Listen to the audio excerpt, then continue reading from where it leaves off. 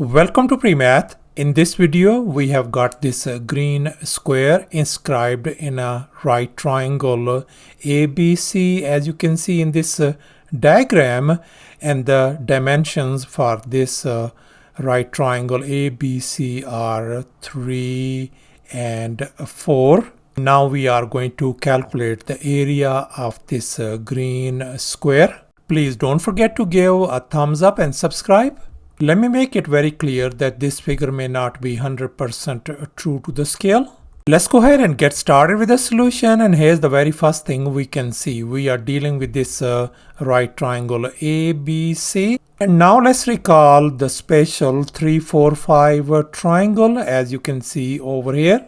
In this case, if these two sides are 3 and 4, then this longest leg is going to be always 5 units. Therefore, this hypotenuse AC is going to be 5 units. Now let me show you an alternative method as well, since we are dealing with this right triangle. So therefore, we are going to use the Pythagorean theorem. Here's our Pythagorean theorem: a square plus b square equal to c square. Let me go ahead and call this side lowercase a, this lowercase b, and this longest leg our side c. Let's go ahead and fill in the blanks in this Pythagorean formula. So this is going to become 4 square plus 3 square equal to c square. Therefore, if we simplify, we can see c square turns out to be 25. Let me go ahead and undo this square by taking the square root on both sides. So therefore, we can see our c value indeed turns out to be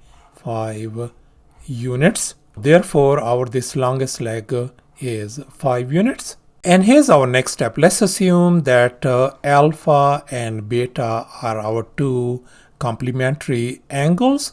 In other words, the sum of these angles must be equal to 90 degrees. Now let's focus on our this big triangle ABC. Let me go ahead and call this angle alpha, since this is our 90-degree angle. So therefore, our this angle is going to be beta. Now let's focus on this smaller right triangle AFG. We know that this angle is 90 degrees and this angle is alpha. Then this angle has got to be beta. Now let's focus on this triangle CDE. We know that this is a right triangle. This is a 90-degree angle.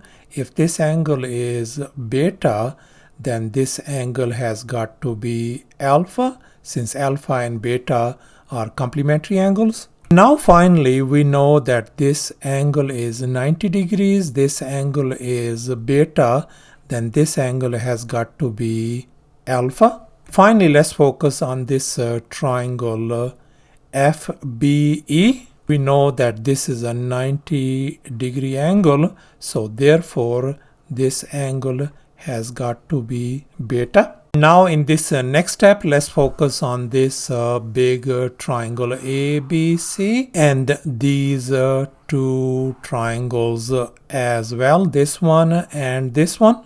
And we can see that all these three triangles, triangle ABC, triangle CDE, and triangle FBE, are similar triangles according to angle similarity theorem.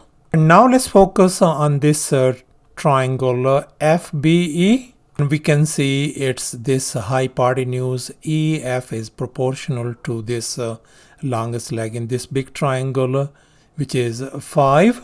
So therefore, this longest leg EF is going to be 5 times A, where A is some constant. Now let's focus on this triangle CDE. Now we can see it's this leg ED is proportional to this leg AB. If this side length is 4, then this side is going to be 4 times A. And now we know that we are dealing with this green square. It means this side length must be equal to this side length. So therefore I am going to multiply 4A by this 5, and that is going to give us 4A times 5 is going to give us 20A. And likewise I'm going to multiply this side by 4. So 4 times 5A is going to give us 20A.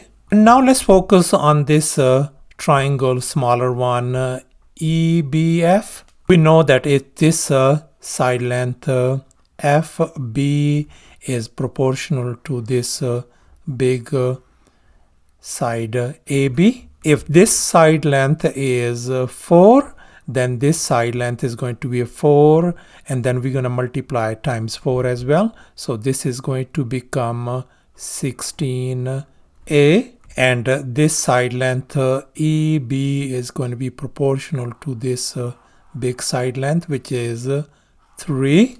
So therefore this side length is going to be a 3. We're going to be multiplying by 4 once again. So this is going to become 12A. Now let's focus on this next triangle, CDE. We know that this hypotenuse EC is going to be proportional to this leg, which is 5 units. So therefore this side is going to be 5A, and we're going to multiply times 5. So this is going to become 25A. And it's this side length CD is going to be proportional to this 3. Therefore we are going to multiply by 5 once again. So 3 times 5 is going to be 15A this side. And now let's focus on this side length BC. We can see this total length is going to be 25A plus this 12A, that is going to make 37A.